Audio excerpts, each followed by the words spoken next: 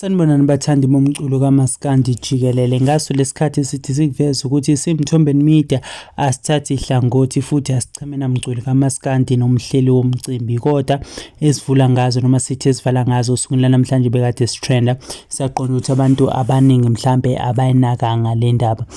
Umenzi sivuke ngezindaba zokuthi ingoma yakhe ethi Ngiyakuthanda ngaphansi kwe-album ethi Size Siguge eyikhiphe ngo-2024, ekugcineni umenzi iyona i-album yokugcina ayikhiphile onyakeni ophelile, ikwazile ukuthi igcine iriche imiliyoni. Isihloko sengoma ayekwazile ukuthi ishaye imiliyoni ilethi Ngiyakuthanda. Sibonga abathandi bomculo kaMaskandi jikelele bakwazi ukuthi baphushe umenzi egcine ekwazile ukuthi le ngoma egcine ikwazile ukuthi ifike miliyoni. Okunye kuthiwa kwavela ngaso lesikhathi uzokhumbula ukuthi umenzi ukhona nakuwona umcimbi omkhulu iMbadada Festival, njengoba iMbadada Festival ikhiphile ama-single post, bakhona abaculi abaningi abazobe bekhona nomenzi uzobe eyingxenye yayo loyo festival. Sikushayela ihlombe kakhulu ukubona abaculi ebekwazi ukuthi bafinyelele basha amamiliyoni, kanti komunye uLife umenzi wayekade ekhona emavikini adlulile nosiqiniseko esho ukuthi le ngoma ethi Ngiyakuthanda uma isishaya imiliyoni uzobe sekwazi ukuthi